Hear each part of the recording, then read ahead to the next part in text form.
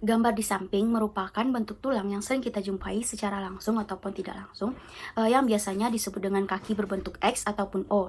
Yang mana kaki berbentuk X dan juga O ini merupakan gambaran klinik dari penyakit rakitis atau yang biasa juga disebut dengan osteomalacia.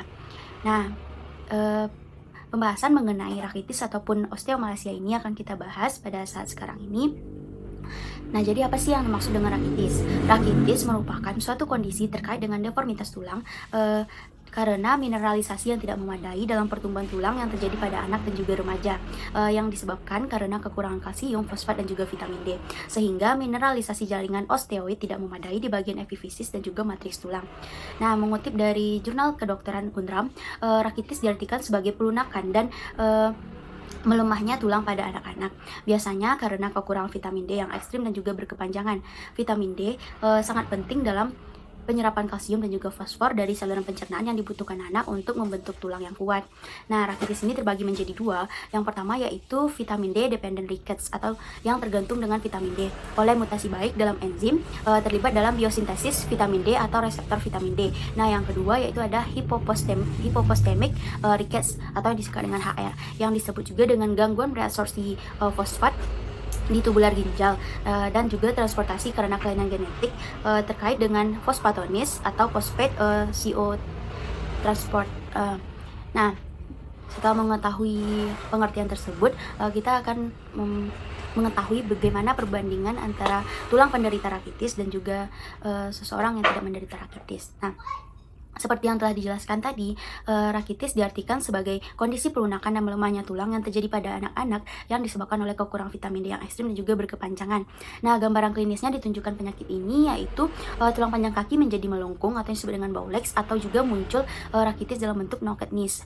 Knocked knees ini disebut juga dengan genu-valgum. Genu-valgum merupakan kaki yang berbentuk X. Seseorang dapat didiagnosis sebagai penderita genu-valgum apabila jarak antara kedua mata kakinya lebih dari 8 cm. Namun jika tidak lebih dari 8 cm, maka masih dianggap normal. Nah, yang kedua yaitu ada bowlegs atau genuvarum. Genuvarum dapat didiagnosis apabila deformitas terjadi ketika jarak antara femur femoralis melebihi 5 cm, dan jika tidak sampai melebihi 5 cm, maka anak tersebut dapat dikatakan normal atau tidak menderita rakitis. Selanjutnya, saya akan menjelaskan mengenai penyebab terjadinya rakitis dan ciri-ciri penderita rakitis. Yang pertama yaitu penyebab terjadinya rakitis. Nah, rakitis terjadi ketika tubuh tidak cukup mendapatkan vitamin D atau tubuh tidak memproses vitamin D dengan normal. Nah, vitamin D ini diperlukan tubuh untuk membantu penyerapan kalsium dan fosfat dari makanan. Kekurangan vitamin D akan menyebabkan terganggunya penyerapan kalsium dan fosfat. Kekurangan vitamin D dapat juga terjadi akibat kulit kurang terpapar sinar matahari, kurangnya asupan makanan yang kaya vitamin D seperti minyak ikan dan kuning telur, serta gangguan penyerapan vitamin D. Nah, selanjutnya yang kedua yaitu ciri-ciri penderita rakitis. Penderita rakitis biasanya terjadi pada anak-anak yang menyebabkan tulang anak menjadi rapuh, sehingga memicu kelainan pertumbuhan tulang. Untuk tanda dan gejala yang bisa muncul saat anak mengalami rakitis antara lain: yang pertama, nyeri di tulang belakang, tulang tungkai, dan tulang panggul. Yang kedua, kelainan pada tulang, misalnya kaki bengkok, kaki X, kaki O, atau skoliosis. Yang ketiga, tubuh yang pendek akibat pertumbuhan tinggi badan yang terhambat. Yang keempat, mudah mengalami patah tulang akibat tulang yang rapuh. Dan yang terakhir juga bisa kita lihat dari kelainan gigi, seperti pertumbuhan gigi yang terlambat serta mudah berlubang. Selanjutnya kita membahas tentang patologi rakitis atau osteomalacia, atau disebut dengan proses terjadinya rakitis ataupun osteomalacia.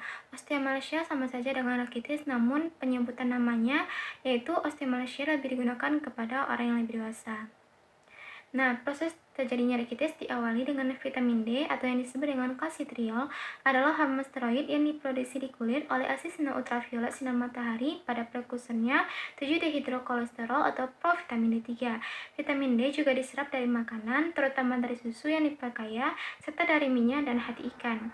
Proses produksinya di kulit atau penyerapan di saluran pencernaan diawali dengan vitamin D diangkut melalui darah menuju hati, di mana vitamin D diubah menjadi kalsidiol atau 25 hidroksi vitamin D. Kalsidiol kemudian diangkut melalui darah menuju ginjal. Lalu dimetabolisme menjadi kalsitriol atau 1,25 dihidroksi vitamin D, bentuk paling aktif dari vitamin D. Kalsitriol merangsang usus kecil, tulang serta ginjal untuk menyerap kalsium serta mineral fosfat dan magnesium di tulang. Proses penyerapan menyebabkan pengendapan garam kalsium fosfat anorganik yang bertanggung jawab atas kekakuan tulang. Dengan tidak adanya kalsitriol, proses penyerapan kalsium tidak berjalan dengan normal. Konsentrasi kalsium serum yang rendah mendorong sekresi zat yang dikenal sebagai paratormon dari kelenjar paratiroid. Paratormon membebaskan kalsium dari tulang untuk mengembalikan konsentrasi kalsium serum. Oleh karena itu, meskipun produksi osteoid atau jenis sel tulang, matriks protein tempat kalsium disimpan normal ataupun meningkat pada defisiensi vitamin D, matriksnya tidak terkalsifikasi dengan baik sehingga terjadilah rakitis atau osteomalacia, yang mana pada beberapa gejala dapat menimbulkan kaki membentuk huruf O atau membentuk huruf X. Selanjutnya adalah penanganan sebelum terkena penyakit rakitis. Penyakit rakitis sendiri dapat dicegah dengan memenuhi kebutuhan vitamin D dan juga kalsium dalam tubuh. Nah, ada beberapa cara yang dapat dilakukan untuk mencegah penyakit rakitis. Yang pertama yaitu berjemur di bawah sinar matahari selama 10-15 menit sehari.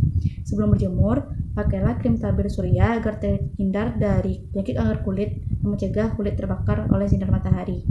Yang kedua yaitu mengonsumsi makanan yang banyak mengandung vitamin D seperti kuning telur, susu, roti, salmon, tuna, dan minyak ikan. Yang terakhir yaitu mengonsumsi suplemen vitamin D sesuai dengan anjuran dokter dan seringlah memeriksakan diri ke dokter apabila sedang hamil. Yang terakhir adalah penanganan setelah terkena rakitis. Pengobatan rakitis sendiri bertujuan untuk meningkatkan jumlah vitamin D pada tubuh anak dan meredakan gejala. Ada beberapa cara yang dapat dilakukan, yaitu yang pertama, rutin menjemur anak di bawah sinar matahari. Yang kedua, memberikan anak makanan yang tinggi kalsium dan vitamin D seperti telur dan ikan. Yang ketiga yaitu memberikan suplemen vitamin D jika asupan dari makanan kurang. Yang terakhir yaitu memberikan suntik vitamin D setiap tahunnya apabila anak tidak bisa mengonsumsi vitamin D atau memiliki penyakit hati atau usus. Nah, perlu diingat di sini bahwa kebutuhan vitamin D setiap anak itu berbeda. Oleh karena itu, dalam pemberian suplemen harus diperhatikan jumlah kebutuhan asupan harian anak agar tidak terjadi overdosis. Apabila rakitis sudah menyebabkan kelainan pada tulang anak, maka dokter akan menyarankan untuk memberikan alat penunjang untuk membantu pertumbuhan tulang anak, dan apabila sudah dalam tahap yang parah, dokter akan melakukan operasi untuk memperbaiki kondisi tulang anak.